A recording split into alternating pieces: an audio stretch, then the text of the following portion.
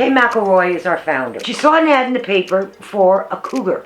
And she thought, who would be selling a cougar? So she went to see the man. When she got there, she found this small cougar. It wasn't grown. Chained up, malnourished, doing very poorly. So Kay right away went, this is wrong. This is not good. And she said to the guy, listen, I don't have $1,000, but I have an old tractor that still works. A couple weeks later, he pulls up in a truck. He's got the cougar in the front seat, chained to whatever, and he says to Kay, okay, I'll take your tractor. There was nowhere to send this little cougar. So she was presented with a problem. The founder's house is the house that's over here. And if you look, there's a little porch that's got chain link fence. That was Zach's first enclosure. She got it in her head that she was going to help these animals. And so she incorporated Cedarhill.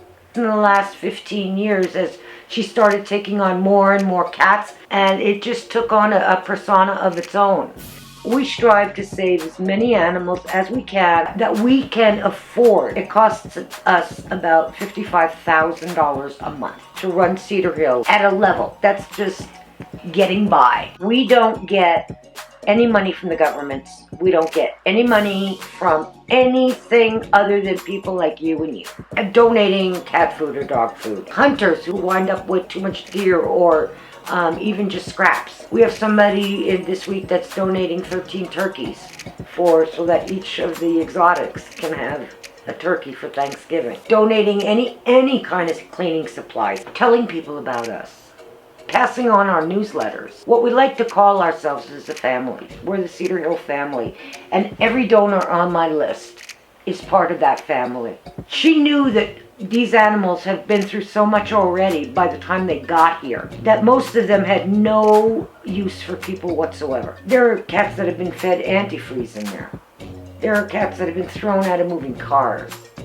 I mean, they're treated like trash. I mean, Karma, kicked with a steel boot. Her leg broke in 2 spots. The owner didn't even take her to the vet. They drop their animals on the back roads. I can actually turn down 60 to 100 cats a week, some weeks. We work very hard here. I take my hat off to every single person who works here because when I watch them in the wet and the yucky weather or the heat, and they're out there doing what they have to do for these animals day in and day out. I respect the people who can do that. I feel like it's pretty magical out here. This is what I do for work. I get to pet cats and horses and dogs and pigs. Just a magical place. I feel very blessed to be a part of it. Coming to work isn't so bad when you know that you've got all these amazing animals. I think, where would all these animals be if it weren't for us? Playing with them.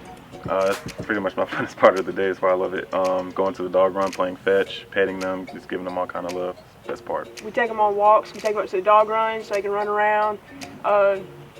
We would try walking the dogs at least a couple times a week. I mean, it's a great place. I love this place. They're truly here for the best intentions of the animals. It's just about the well-being of these animals, regardless of if it's a donkey or a little cat or a lion or a tiger. I mean, every single one of them are just as important as the other one. I'm a cat person. I love cats. I have all my life. So just being at a place where you're surrounded by cats is pretty awesome for somebody that loves cats or loves animals. And I love all these animals. And I mean, where else could you go to work and look out your back door and see tigers? And I mean, what are they but just great big cats? What we do here is pretty special. I mean, we're one of the oldest sanctuaries in the United States.